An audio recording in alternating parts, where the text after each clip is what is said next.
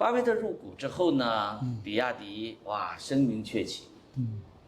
股票从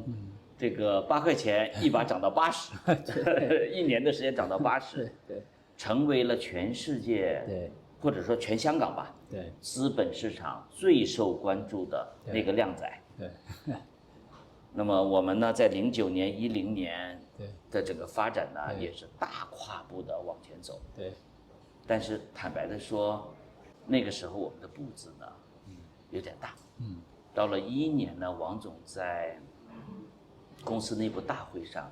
也开始反思，那个时候我们遇到了种种的挑战。是。其实损益表开始出问题，其实盈利上有问题，从而也带来了投入又大，资产负债表也遇到挑战。尤其重要的是，上下游的伙伴、客户受到了伤害。我们的其实 F6等一系列的车型并不成功，我们的经销商，我们的退网试店。王总呢也在反思我们过去3年，认为是个调整期。那我想，您作为我们最坚实的投资者，在当时这几年的过程中，你心里产生变化了吗？就这样啊，我们这个关注的这个公司呢，是它的长期内在价值的变化。其实股价的变化对我们影响确实不是太大，无论是它涨了10倍，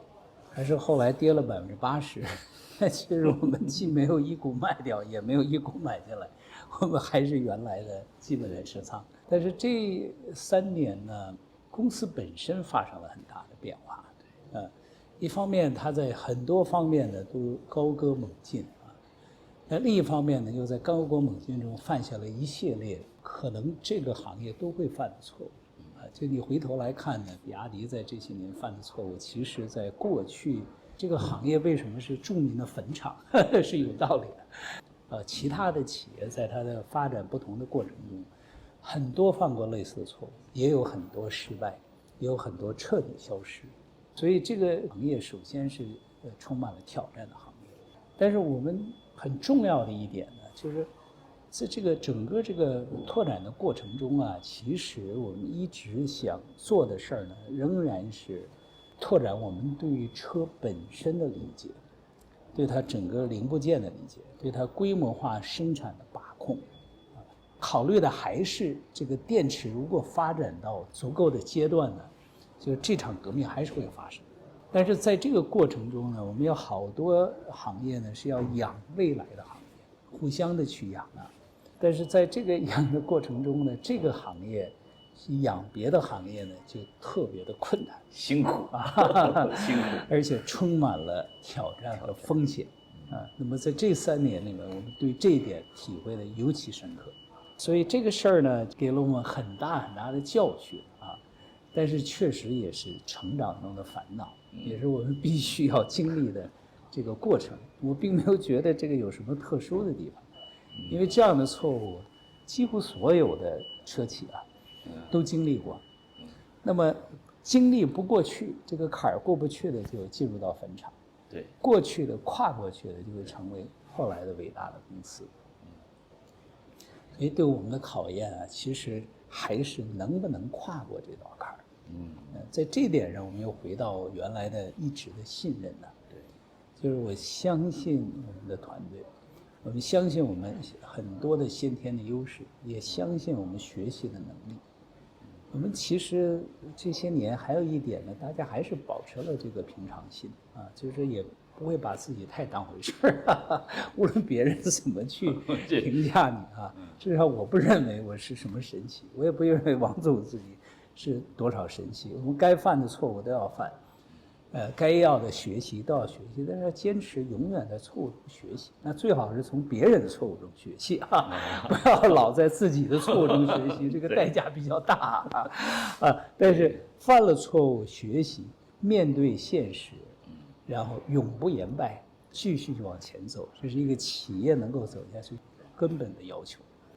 我们不是去学习别人我们是开拓者，后来学习的要容易多了。开拓者是很难很难的，你要制造一个不存在的市场，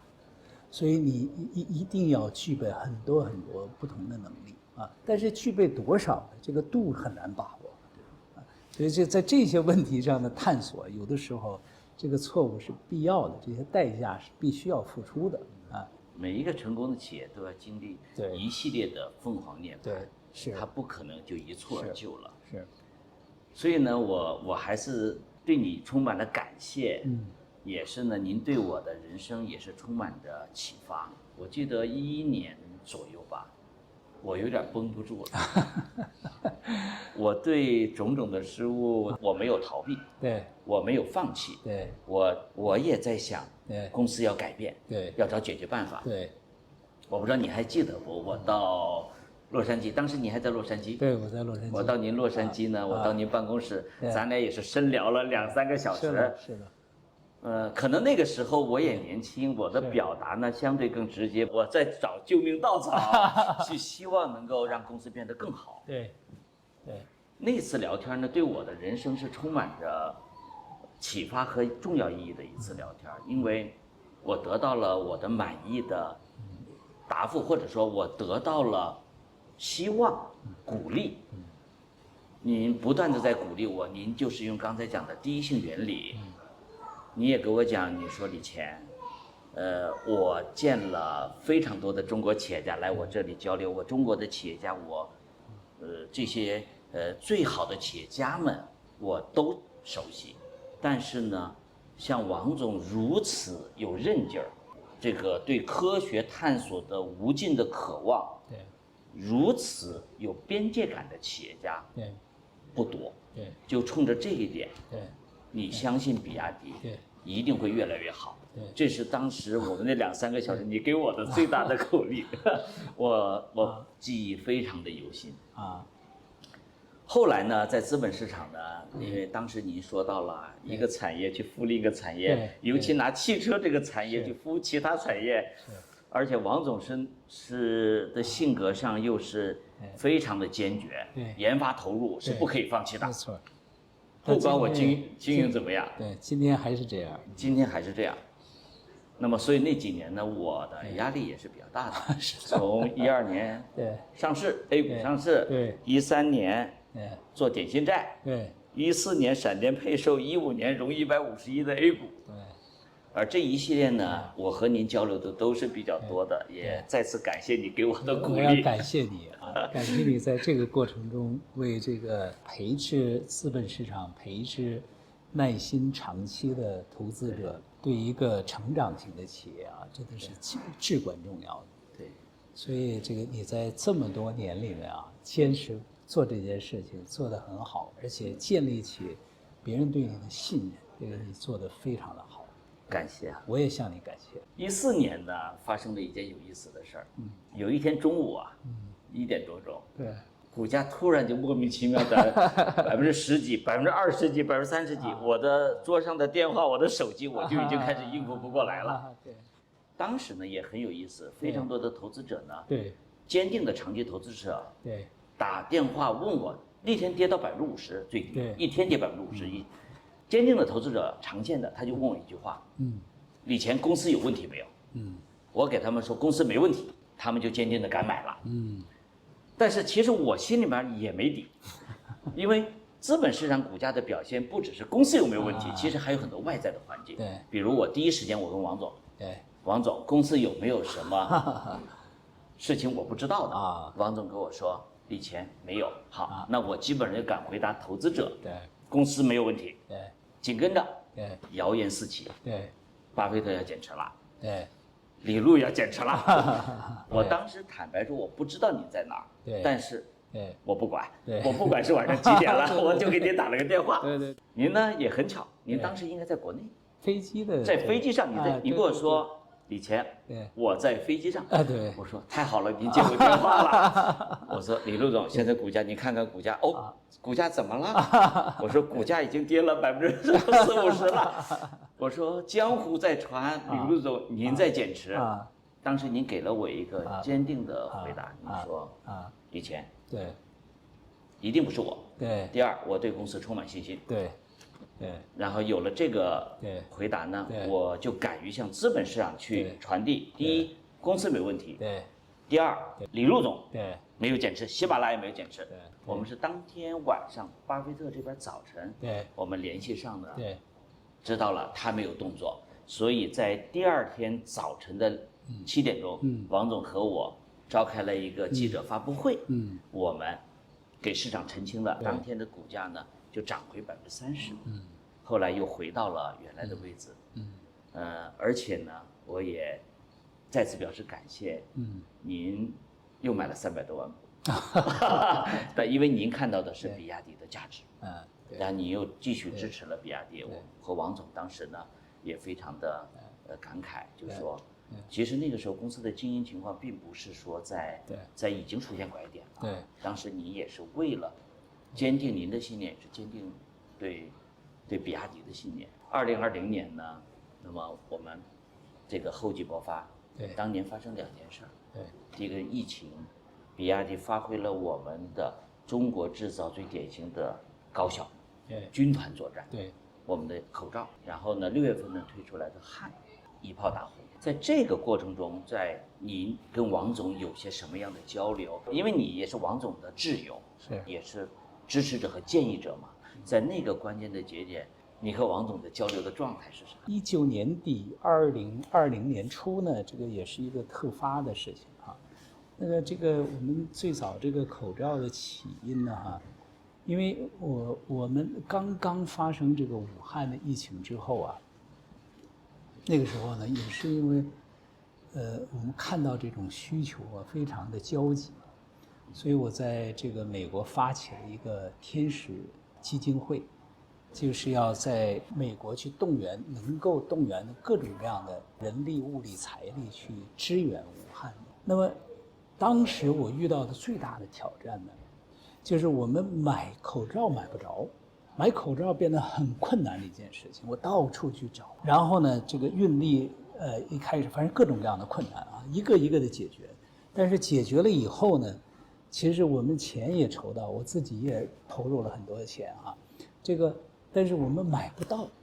就买的很少，我们能买到的全部买来了。所以当时我跟这个王总正好在假期的时候在一起，这个时候我跟他谈呢，我们在做的这个事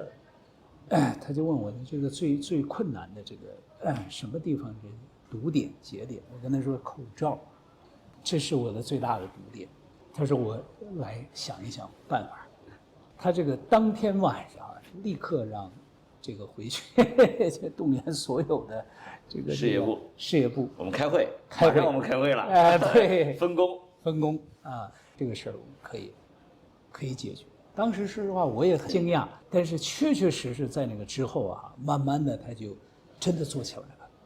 了。这个时候呢，又是芒格先生的帮助啊，那么我们就跟这个 Costco 呢建立起背书啊，这个也是用信誉来去背书，有这样的制造能力，这是一家了不起的公司。然后关键的是我们的美国的认证呢还是做的比较完整，在中国呢已经开始使用，而且非常广泛。所以我们第一笔大的订单呢就是在 Costco 6000万口罩。所以这一下子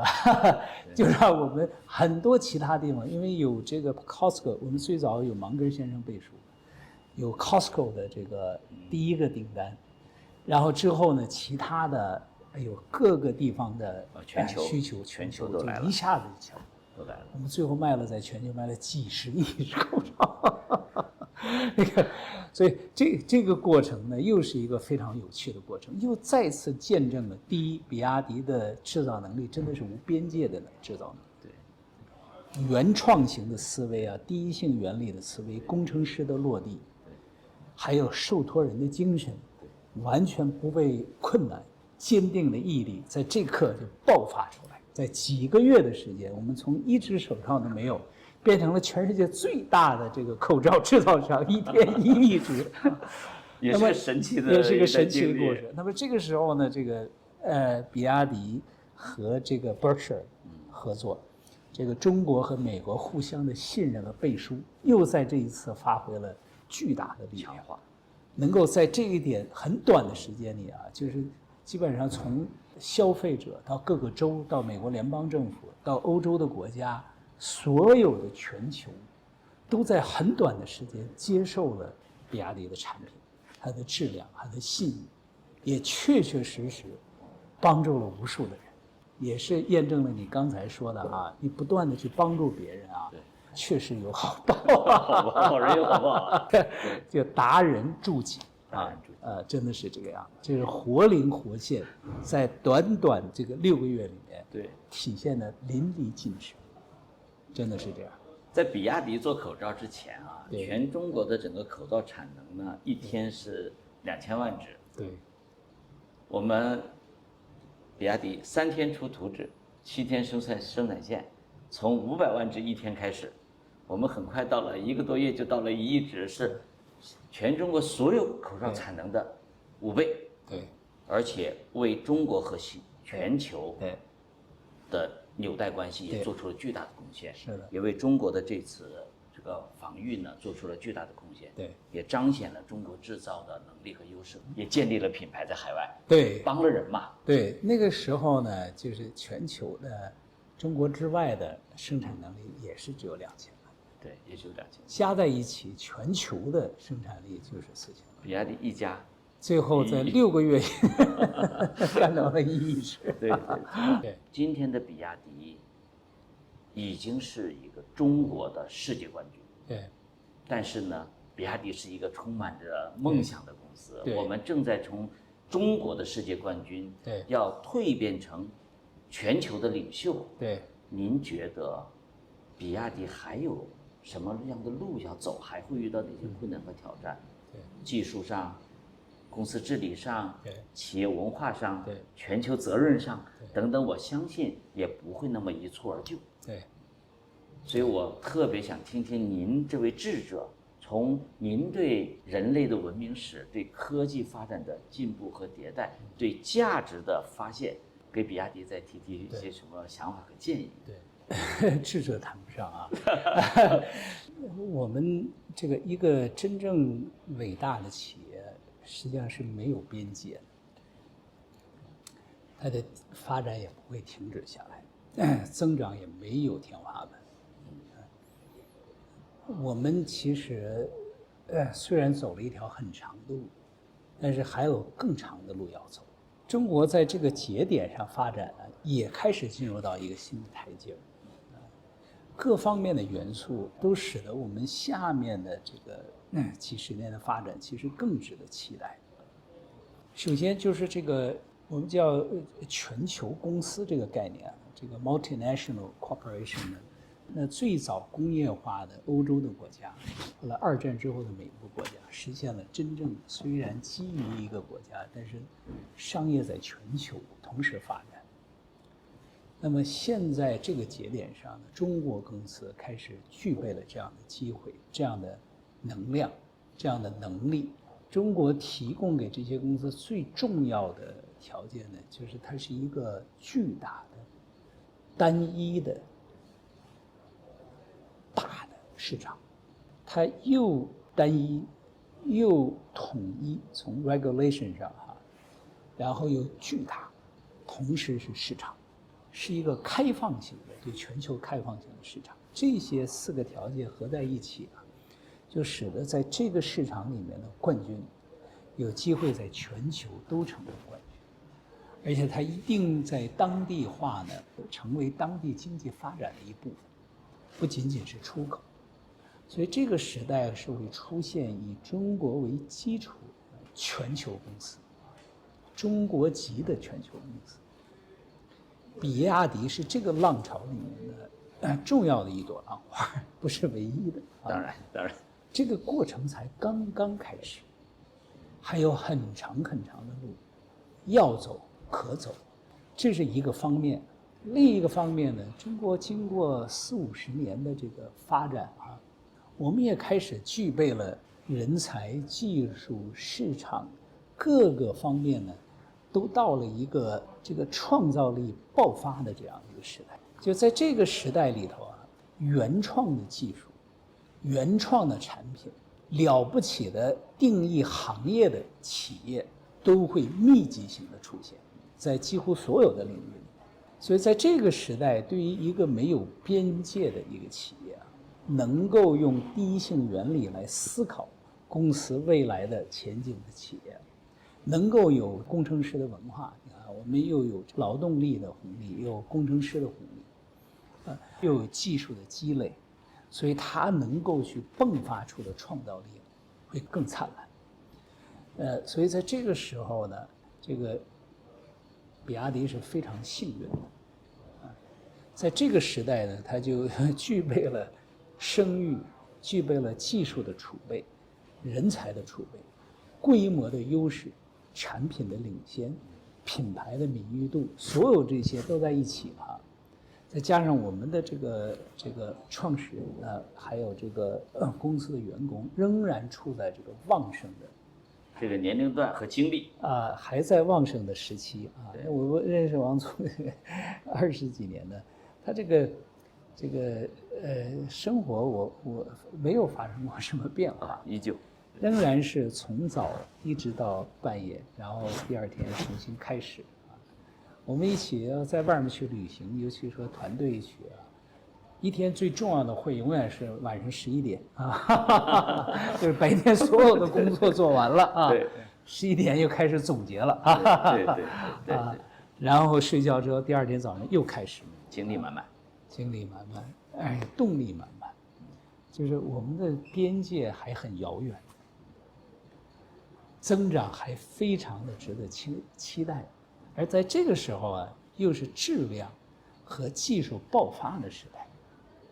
但是呢，我们虽然在技术上常常领先啊，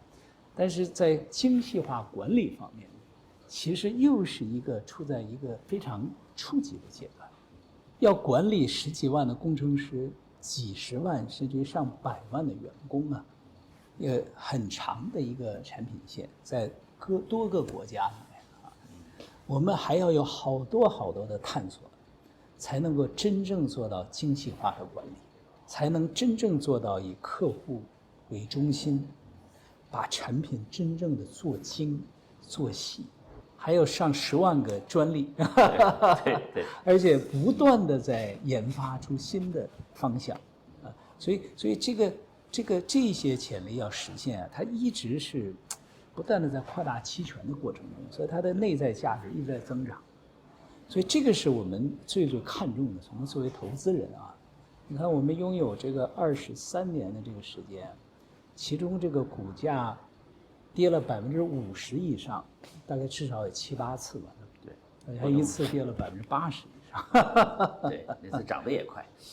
但是涨的时候也可以很快，1年10倍的情况也出现过。对，10倍啊，所以在这个过程中，如果你是一个投机的心态呢，是很难真正享受到这个整个的一个过程的，啊，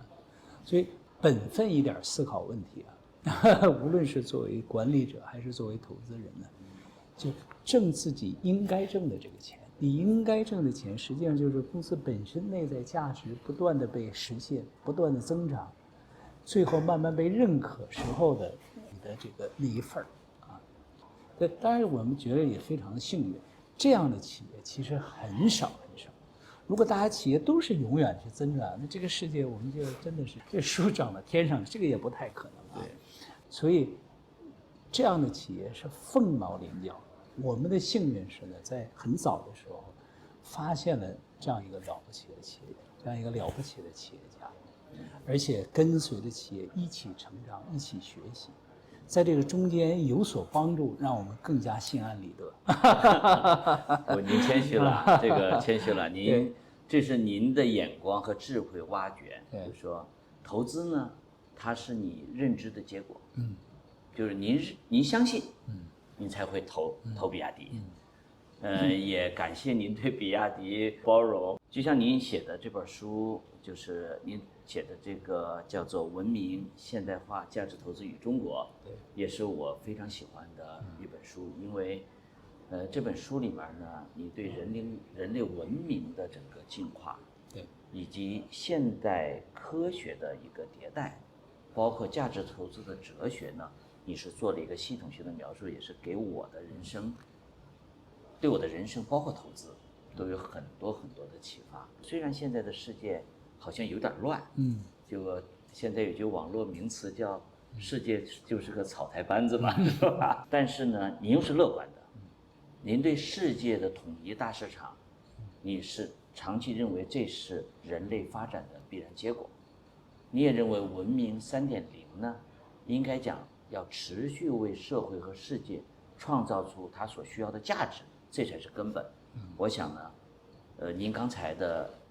对于我提的问，您的回答呢，应该用这个也能完美的阐述。只要比亚迪继续努力，持续为世界和人类创造更好的、更高的价值，那就是我们的使命，我们就能够去为世界文明做贡献，而不要去管这个世界是怎么个草台班子，我们做好我们自己吧。刚才我们说了那么多，王总不变的有非常多的特点。今天的比亚迪又站在历史的一个新的舞台。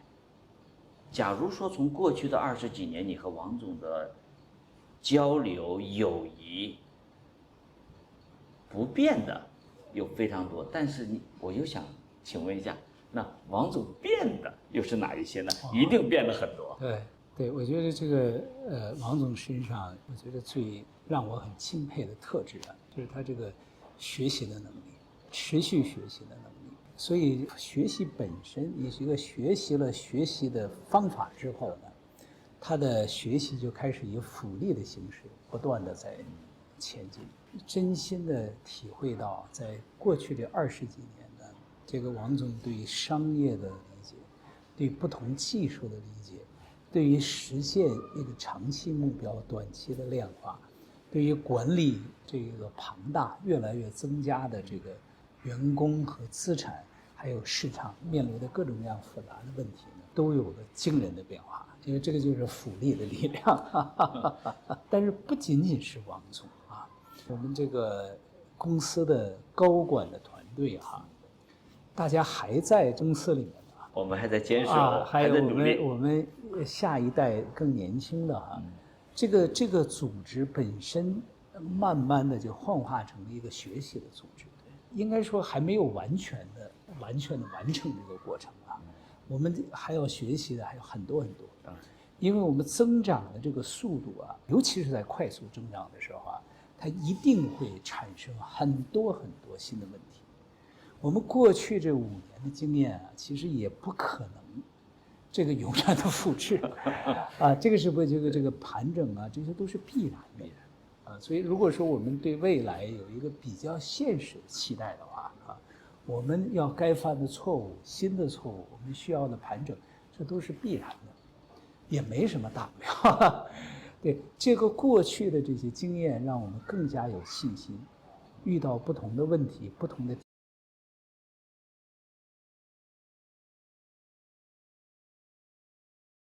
挑战的时候呢，就真正的一步一步的去应对它。每一个你走很长很长的路，其实都是左脚在前，右脚在前，左脚在前，一步一步都是这样走的。关键是不停的走，不停的走就能够走得很远，同时坚定的相信走的方向。我的想法呢，就是基于理性和常识的乐观，仍然是人类最好的选择。但是要基于理性，基于常识，在这个基础上坚定的乐观主义，是让我们能够不断走下去的动力。我们过去的印记帮我们更加有信心，我们的不断的学习让我们具备更多的理性，更多的常识，更明确的方向。但是坚定的脚印仍然是通向成功唯一的办法。所以我希望还能够看到跟比亚迪一起再走一场长远的道路。作为一路相伴的挚友、伙伴，我想呢，您给比亚迪下一个30年最真挚的祝福或者期待。我已经讲过了，我没有什么特别的这个，我也不是个特殊人，我也没有什么题词的本事，不需要。对，每天一步一个脚印就可以，不需要去想的那么远。好，每天踏踏实实的往前走。芒格先生一个话我很喜欢，每天早晨醒来的时候比昨天的都更聪明一点，学习更多一点就可以了。